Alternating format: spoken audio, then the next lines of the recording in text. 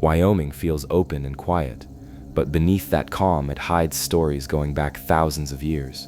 From strange rock carvings to ancient sites no one fully understands, this land holds mysteries that still puzzle researchers today. These places are real, but their meaning is still just out of reach, waiting to be explored. Medicine Lodge Archaeological Site. If you ever find yourself driving through the quiet stretches of northern Wyoming, there's a place that doesn't immediately stand out.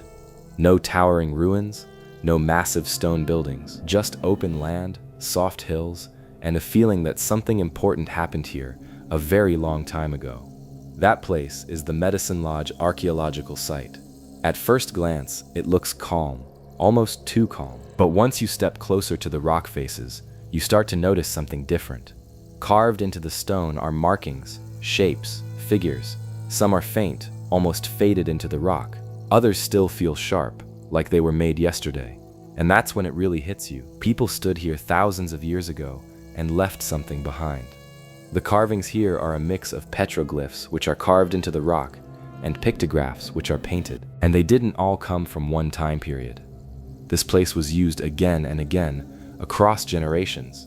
Different people came here, saw what was already on the stone, and added their own marks. It's like a conversation that lasted for thousands of years, but no one today fully understands the language. Some of the images are easy to recognize.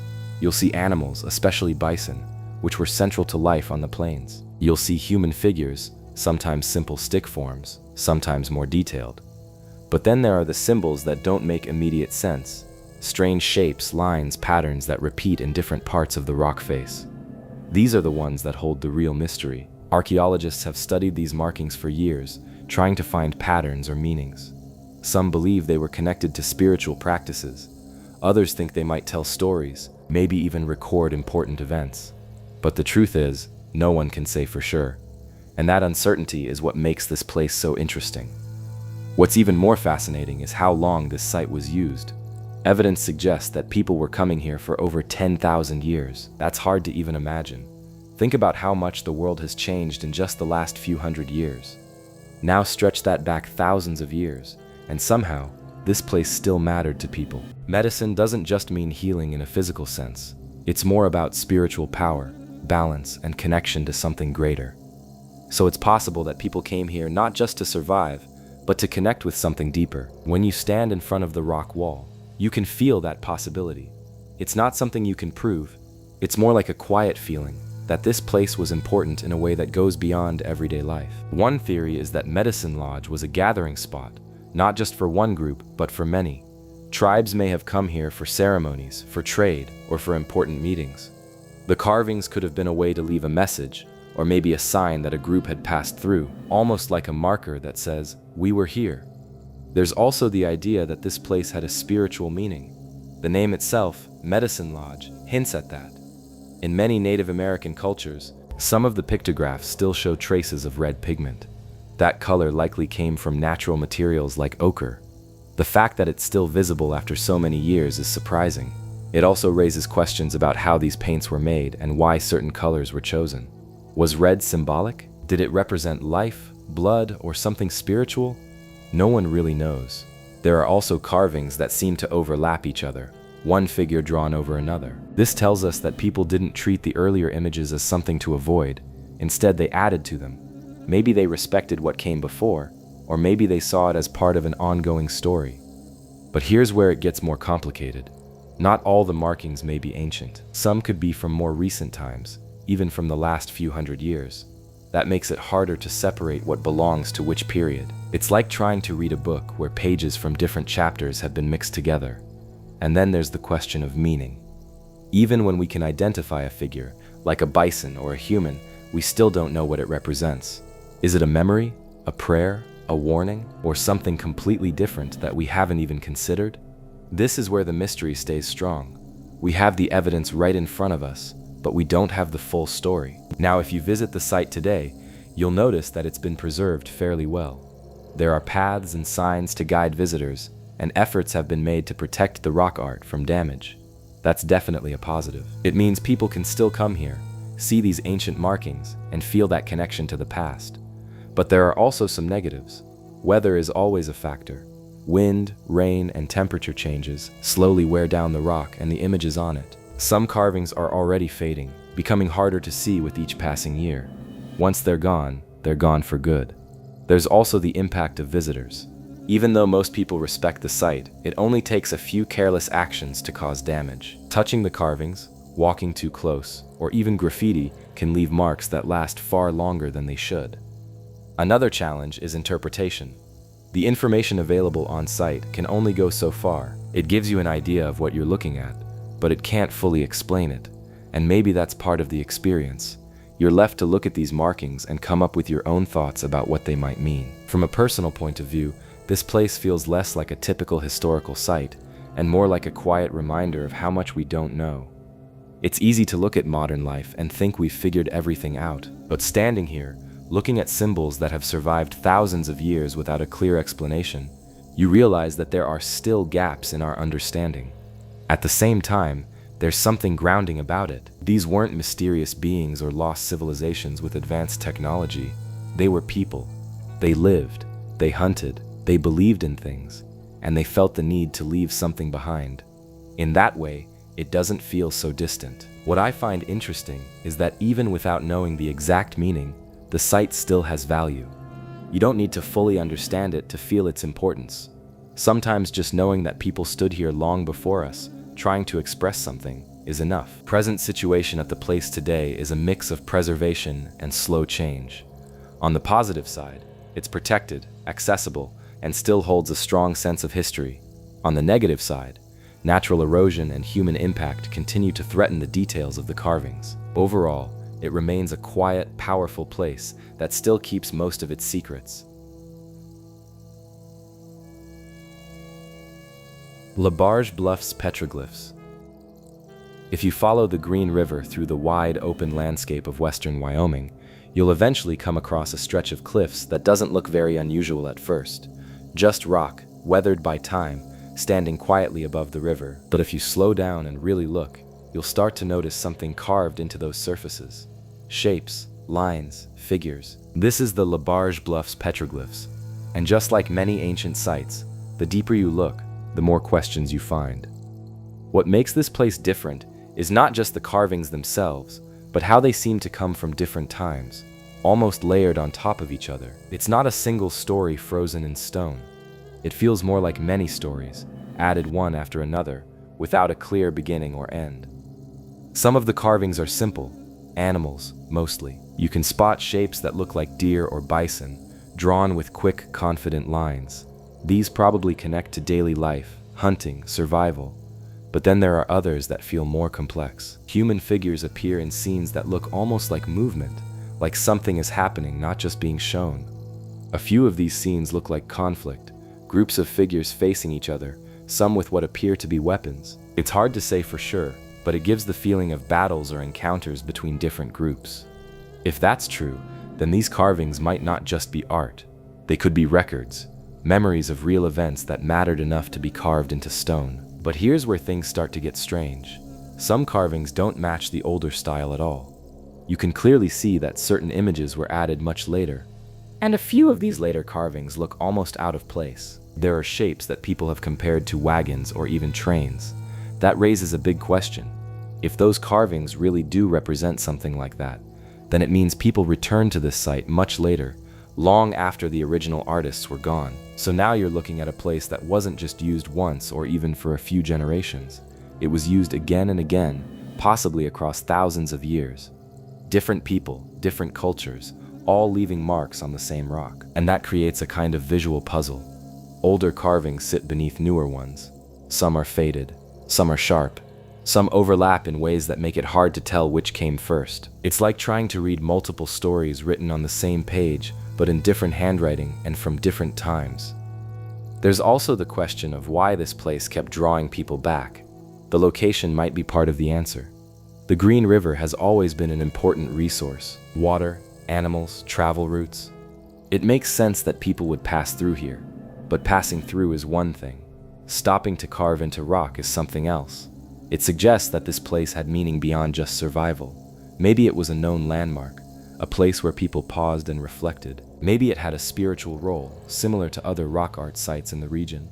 Or maybe it became important simply because others had already left their marks here, a kind of chain reaction where each group felt the need to add their own presence. Standing in front of these carvings today, you can feel that mix of time. Some images look ancient, almost blending into the rock. Others stand out more clearly, like they haven't been there quite as long. And even without exact dates, you can sense the gap between them.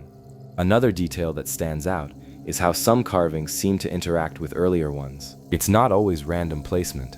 In a few cases, it looks like newer figures were placed near or even around older ones, almost as if they were responding to them. That's hard to prove, but it does make you wonder if later visitors were trying to connect with the past in their own way. Of course, not everything here is easy to interpret. In fact, most of it isn't. Just like other petroglyph sites, we can recognize shapes, but we don't fully understand the meaning behind them. A figure with raised arms could mean celebration, prayer, warning, or something else entirely. Without context, it's all guesswork. And that's what keeps the mystery alive. You're looking at something real, something made by human hands, but the message is just out of reach. There's also a quieter detail that's easy to miss: the effort it took to create these carvings. This wasn't quick work. Each line had to be chipped into hard rock using tools that were far more basic than what we have today. That means every figure, every shape was intentional. No one did this casually. So whatever these carvings meant, they mattered. Now, if you visit LaBarge Bluffs today, the site still holds that quiet, almost untouched feeling. It's not overly developed. There aren't large crowds or heavy tourist structures. That's one of the positives. You can stand there without much distraction and take in the site the way it probably feels most natural. The surroundings also add to the experience. The river nearby, the open land, the silence. It helps you understand why people might have stopped here in the first place. But there are also downsides. Because the site is relatively open, it's more exposed. Weather has been slowly wearing down the carvings for years. Wind and temperature changes can cause the rock surface to break down, and some of the finer details are already fading. Human impact is another concern.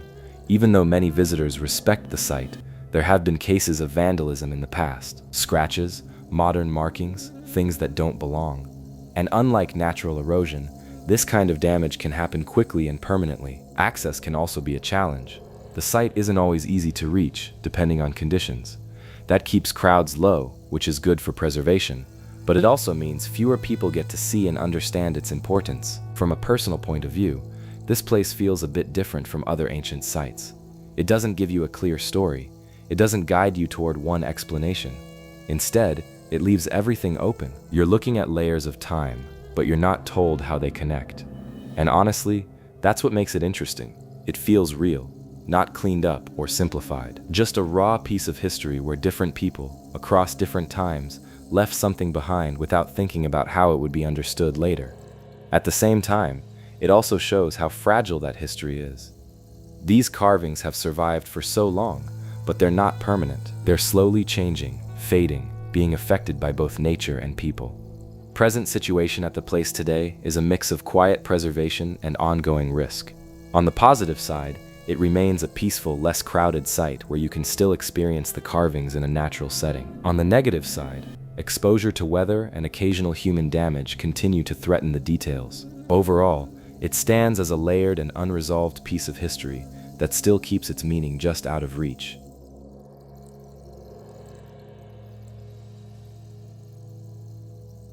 Wind River Basin rock art. There's a part of Wyoming that feels wide open in a way that's hard to explain until you're actually there. The Wind River Basin stretches out with long plains, distant mountains, and a kind of quiet that makes even small sounds stand out. At first, it can feel empty, but that feeling changes once you realize this land holds one of the oldest and most complex collections of rock art in North America. The Wind River Basin rock art isn't just one site. It's spread out across the region, hidden in cliffs, rock faces, and sheltered spots that you wouldn't notice unless you knew where to look. Thousands of carvings and paintings exist here, some dating back over 10,000 years. That alone is enough to make you pause. People have been leaving marks in this landscape for longer than most civilizations we talk about. When you stand in front of one of these rock panels, the first thing you notice is how varied the images are. There's no single style. Some figures are simple, almost like quick sketches. Others are detailed, with clear shapes and patterns. You might see animals like bighorn sheep or bison, which makes sense because those animals were part of daily life. But then you start noticing the more unusual figures. There are human shapes that don't look quite normal. Some are stretched out, with long limbs. Others have what appear to be horns or strange head shapes. A few look almost like they're wearing something, like a mask or a headdress. And then there are symbols that don't resemble anything familiar at all. Lines, circles, patterns that repeat in ways that feel intentional but unclear. This is where the mystery really begins. We can see what's there, but understanding what it means is a completely different story. Some researchers believe that many of these images are connected to spiritual experiences. The unusual human figures could represent shamans or people in altered states of mind. The shapes and patterns might reflect visions, something seen during rituals rather than something from everyday life. That idea makes sense when you look at how different these figures are from normal human forms. But not all carvings fit that explanation. Some scenes look grounded in reality. Hunting scenes, animals in motion, groups of figures together. These could be records of real events, moments that were important enough to carve into stone. And that creates a kind of contrast. On one side, you have images that feel real and physical. On the other, you have figures that feel almost dreamlike. It's possible that both existed side by side in the minds of the people who made them. Their world may not have separated the physical and the spiritual the way we do today. Another detail that stands out is how long this area was used. The carvings weren't made all at once. They were added over thousands of years. Different groups, different time periods, all using the same general region. That means the meaning of the site could have changed over time. What started as one kind of place might have become something else entirely for later people. Maybe it began as a simple marking spot, then turned into a spiritual location, or even a place for storytelling. We don't have a clear timeline that explains how those changes happened. There's also the question of how knowledge was passed down. If certain symbols appear again and again, it suggests that people understood them across generations. But at some point, that understanding was lost. Today, we're left looking at the same symbols without the key to read them. And that's what makes this place feel both close and distant at the same time. You're looking at human expression, something familiar, but the meaning is just out of reach. The location itself might give some clues. The Wind River Basin is not just open land. It connects different environments from plains to mountains. It would have been a place where people traveled through, hunted, and possibly gathered. That kind of movement could explain why there's such a large amount of rock art here. But again, movement alone doesn't explain why people chose to carve into rock. That takes effort, time, and intention. It suggests that these locations had importance beyond daily survival. Some of the carvings are placed in areas that are not easy to reach. Higher rock faces, hidden corners, places that require a bit of effort to access. That might mean these spots were chosen for a reason. Maybe they were considered special, or maybe they offered privacy for certain rituals. You also start to notice how the environment interacts with the art. Light changes the way the carvings look throughout the day. Shadows move across the rock, sometimes making certain figures stand out more than others. It's possible that the placement of some images was influenced by this, though it's hard to prove. One of the most interesting parts is how much is still undiscovered or not fully documented. Because the rock art is spread out, not every site has been studied in detail. There could be more carvings hidden in areas that haven't been explored closely. Even at known sites, new details can be noticed when conditions change, like after rain or under different lighting. But there's also a limit to what we can learn. Without written records or direct explanations, a lot of interpretation remains uncertain. We can compare patterns, study styles, and make educated guesses, but there's always a gap. Visiting the Wind River Basin rock art today is a different kind of experience compared to more famous sites. It's quieter, less structured. There aren't always clear paths or signs leading you exactly where to go. That can be a positive or a negative, depending on how you look at it. On the positive side, the lack of heavy development means the sites feel more natural. You're not surrounded by fences or crowds. You can take your time, look closely, and feel a bit of that connection to the past without distractions. But there are also downsides. Because the sites are more open, they're more vulnerable. Weather continues to wear down the carvings. Wind erosion, temperature changes, and even small shifts in the rock surface can slowly erase details. Human impact is also a concern here, maybe even more so because some areas are less monitored. There have been cases where people have added their own marks, scratched initials, or damaged parts of the rock. It doesn't happen everywhere, but when it does, it can't really be undone. Access can also be tricky. Some locations are remote, and reaching them requires effort. That limits the number of visitors, which helps protect the sites, but it also means fewer people are aware of them. From a personal point of view, this place feels less like a single mystery and more like many small ones spread across the land. Each panel, each carving, feels like its own piece of a larger story that we don't fully have. These aren't random marks. They were made by people who had reasons, thoughts, beliefs. Even if we don't understand those reasons, we can still see the intention behind them.